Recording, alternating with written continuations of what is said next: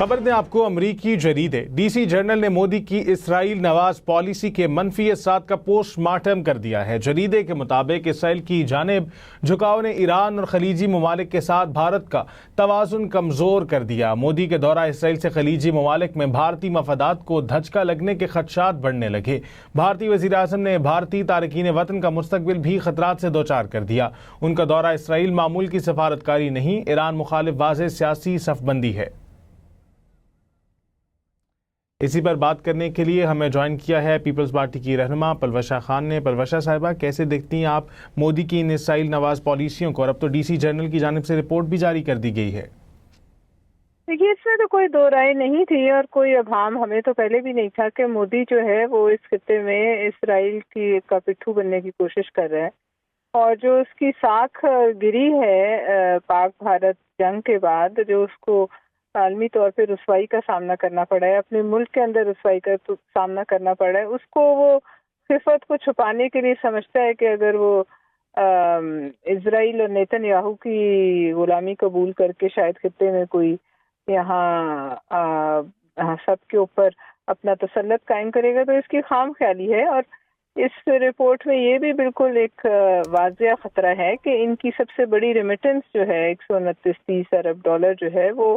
مسلمان ملکوں سے آتی ہے، گلف کنٹریز سے آتی ہے، اور اس قسم کی حرکتیں کر کے یہ اپنا صرف اپنا تو یہ ظاہر ہے اپنا تھوڑا بہت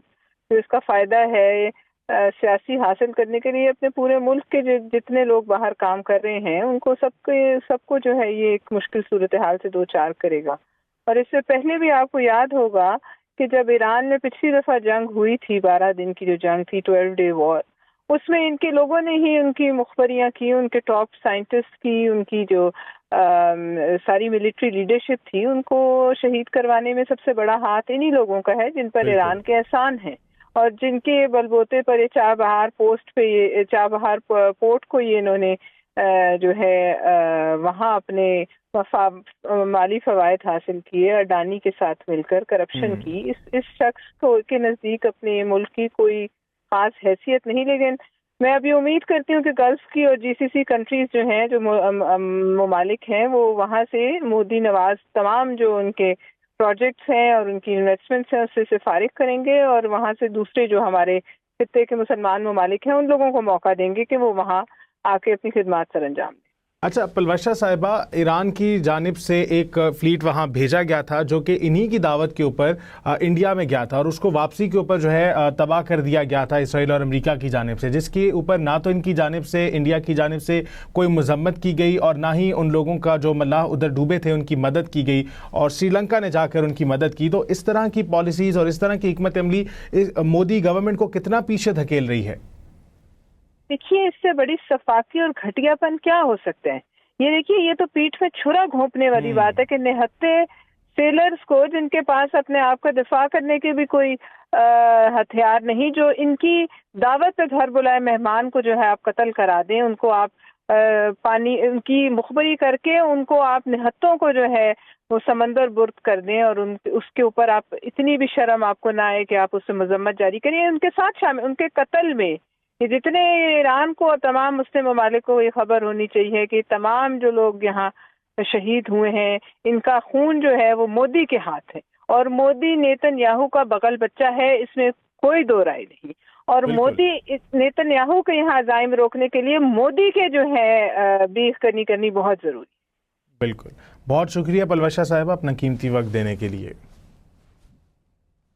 آپ کو آگاہ کرتے چلیں، جی سی جرنل کی جانب سے اسرائیل کی مودی نواز پالیسیوں کے بارے میں بات کی گئی ہے۔ کہا گیا ہے کہ کشیدگی بڑی تو خطرہ ہو سکتا ہے۔ مودی کے دورہ اسرائیل سے خلیجی ممالک میں بھارتی مفادات کے بارے میں بات کی جا رہی ہے۔ نریندر مودی نے بھارتی تارکین وطن کا مستقبل خطرات سے دوچار کر دیا ہے۔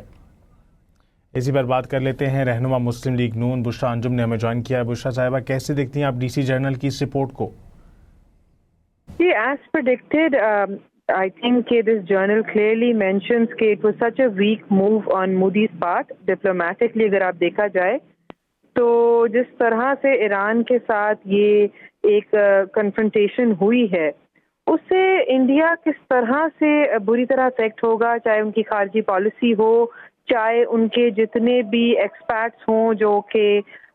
ریمیٹنس لاتے ہیں انڈیا میں، ان کا جتنا گلف سٹیزنز میں ہیں، ان کا جو ریئیکشن ہے ٹو دس، وہ ابھی ان کو حال ہی میں نظر آنے لگ جائے گا، اور یہ اس سے چابہار کا جو پروجیکٹ ہے وہ بھی بری طرح متاثر ہوگا۔ تو میرا خیال ہے آل ان آل جس طرح ہم دیکھ رہے تھے کہ یہ جو مودی کا جو الائنس ہے ود اسرائیل، اس کے negative impact will affect the economy badly, اور میرا خیال ہے کہ ڈپلومیٹکلی بہت ویک موو تھا، اور اتنا زیادہ کلیئر کٹ الائنسز شو کرنا جس سے آپ کے باقی ممالک کے ساتھ، اگر آپ پاکستان کو دیکھ لیں، الحمدللہ look at our diplomatic policies, ہم ہر مسلم ممالک کی جنگ میں سامنے کھڑے ہوتے ہیں، yet we have good relationships with all the other world powers as well. We do not believe in putting all our eggs in one basket in like what India has done. Iran کے ساتھ cosy اپ ہو کے اسرائیل کے ساتھ جو may be Trump کے ساتھ اپنے حالات بہتر کرنے کے چکروں میں اس نے باقی ممالک کے ساتھ بہت برے حالات بنا لیے ہیں۔ امریکی جریدے ڈی سی جرنل نے مودی کی اسرائیل نواز پالیسی کے منفی اثرات کا پوسٹ مارٹم کر دیا۔ جریدے کے مطابق اسرائیل کی جانب جھکاؤ نے ایران اور خلیجی ممالک کے ساتھ بھارت کا توازن کمزور کر دیا۔ مودی کے دورہ اسرائیل سے خلیجی ممالک میں